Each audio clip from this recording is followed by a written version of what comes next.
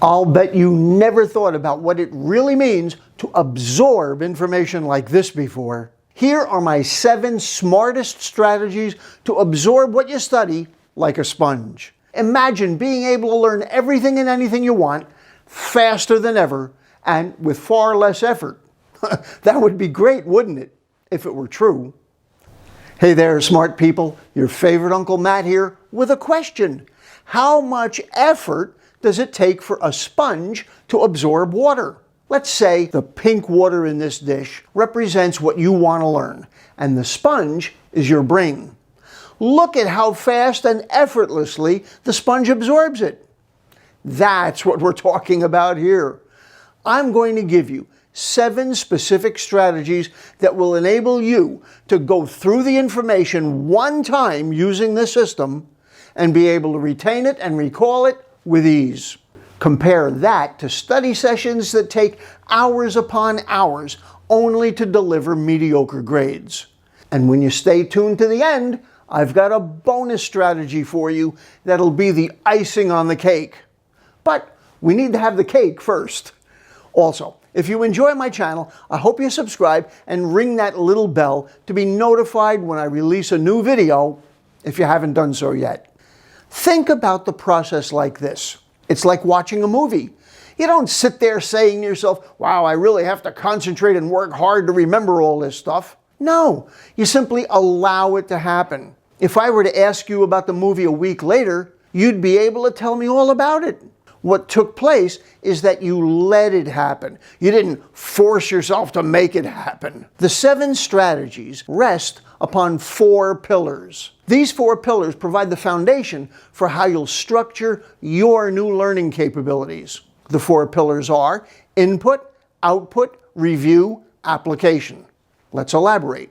Input, how you get the information to go from the source, a book, PowerPoint, recorded session, or live lecture, and get that information into your head. Unfortunately, where most students stop is during input. But that's just the first part of the process. Output, getting the information to flow through you and be produced externally by you. You may have heard me talk about the fact in other videos that learning doesn't happen when you put the information in, but rather when the information comes out of you. I cover it specifically in my video, How to Remember More of What You Study with the Production Effect. Review. This step is also called consolidation. You need to take your time for your mind to digest the information. Only in that way can it be more fully absorbed. Application. This is simply the manifestation of the phrase, learn by doing. There's a big difference between understanding how to play a scale on the piano very rapidly and actually being able to play it. There's a big gap between understanding the concept and formulas for solving math problems and then being able to do it yourself. So now, here in order are the 7 smartest strategies to absorb what you study like a sponge. The first 2 deal with how you input information. Number 1, preview the information. Before doing a deep dive into the content, pave the road to prepare your mind for what's going to be delivered. It's like with the movies.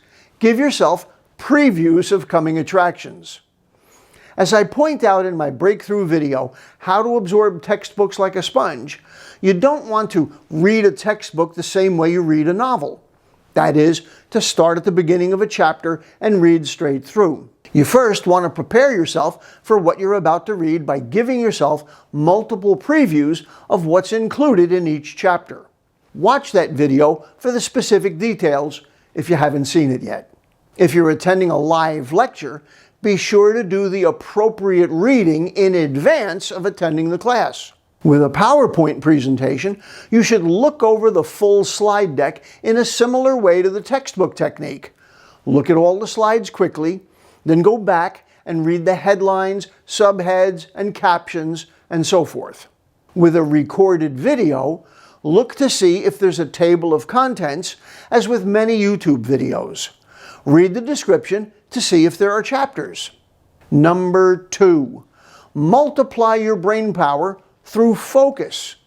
Yes, without using any additional energy or effort, when you focus, you increase your brain power many times over. In the same way that children will use a magnifying glass to burn leaves or ants, there is no more sunlight being used than was there before. Using the magnifying glass simply focuses what solar energy is present, but the power is dramatically increased. So stop doing things that damage your focus. Multitasking is the opposite of focus. Eliminate all distractions with your phone, other people, your surroundings, and whatever else may steal your attention. Pay attention to what is being said. Listen to the instructor during lectures, whether live or recorded.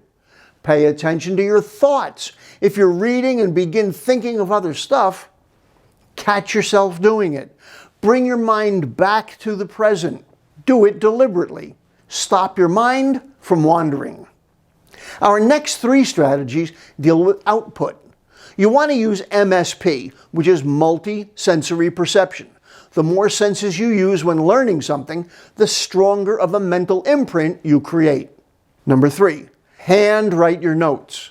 It has been proven time and time again that handwriting your notes creates the strongest mental connections with the content. Writing out information by hand is far superior to underlining or highlighting, which are completely passive. And it is also dramatically better than typing out your notes, whether using a note-taking app or not. Yes, writing things out by hand takes longer, but in the long run, it's actually much faster because the information stays in your head longer and with much better clarity. You don't have to write everything down. Remember Pareto's law, which is often called the 80-20 rule. 80% of the importance comes from only 20% of the content. Concentrate your notes on the 20% of the information that's most important. Definitions, formulas, examples, and so forth. Number 4, talk to yourself out loud. After you've gone through one chapter or one lecture, stop and talk to yourself out loud for a few minutes. Tell yourself what you've learned. You may have to do it several times if it's a long lecture. You will often find that even though you heard what was said, you may have difficulty in simply repeating some of the ideas. Talking to yourself enables you to evaluate how much and how well you grasp the information. Number 5, explain what you learned to someone else. There's an old expression whose meaning may become clearer to you now. The best way to learn is to teach. One of the chief advantages of having a study buddy or a study group is that you have other like-minded people you can talk to about what you're learning. Do your best to explain things as simply as possible. This process will reveal where you're strong and also your weaknesses, so you can go back and fortify yourself, especially when they ask you questions. Number 6, take absorption breaks. This is also called consolidation. There are 2 types of breaks that are proven to help you process and retain information better. The first is to simply get some sleep. I discussed that concept in more detail in my video, Boost Brain Power, with the sleep sandwich technique. You study, then get some sleep, then immediately upon arising, study the same topic. You'll be impressed at how well it works. This isn't limited to getting a full night's sleep. You can get the same effect with a 20-minute cat nap. However, recent studies have shown that by simply taking a 10 to 20 second break during your study session, you can dramatically increase your brain's absorption rates. The idea is that after studying for 30 minutes or so, you take a 20-second break where you do nothing.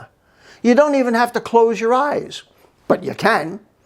You don't look at your phone, you don't have a conversation with someone else, you don't do anything other than just relax and let what you've studied sink in.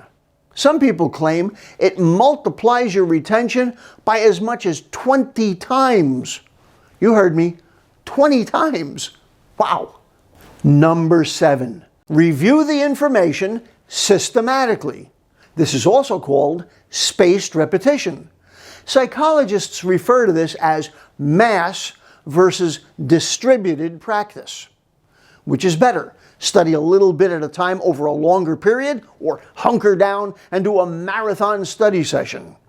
Well, in a nutshell, it's better for your long-term memory if you do a little a lot rather than doing a lot for a little. It's not double talk. When you do a little bit over the course of a lot of sessions, it's better than when you try to cram a lot of information into a little bit of time.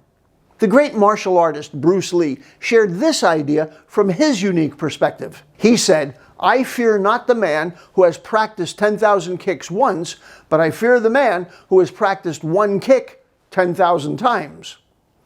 When you study, it's far better to do it in bite-sized chunks over a longer period of time. You want to review it the same way. Review a few important points several days in a row. That doesn't mean that cramming has no value, but you want to reserve it for when you've got no other options. You can learn the best way to prepare for an important exam at the last minute with my video, Last Second Exam Prep Strategies when you've procrastinated. Well, I promised you a bonus, and it's a big one.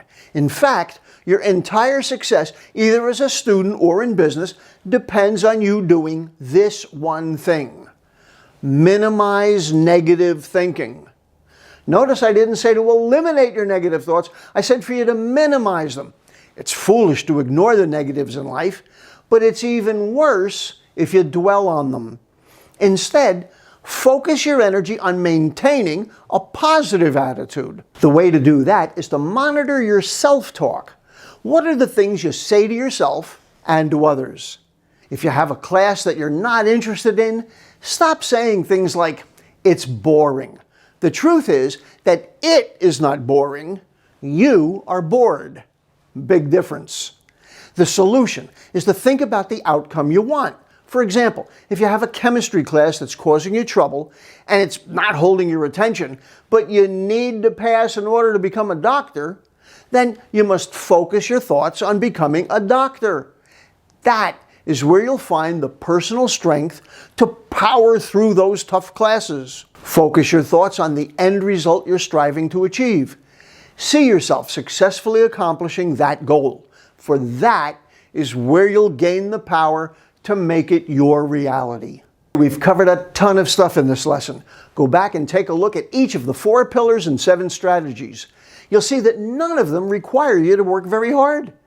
You don't have to put in much effort to preview your lessons, put away your phone and other distractions, handwrite the most important part of your notes, talk to yourself out loud, talk to a study buddy about what you've learned, take naps or 20-second breaks, and review the information a little bit at a time on a regular basis. It's just like that sponge. It doesn't take much effort, but you sure can absorb a lot more of what you study and do it faster and easier than ever before.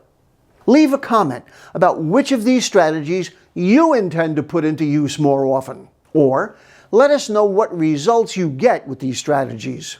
I read all your comments and reply to a great many of them. Next, I have these 2 videos picked out for you to watch. I think you'll enjoy them. And I'll look forward to having you join me on my next video soon. Thanks for watching.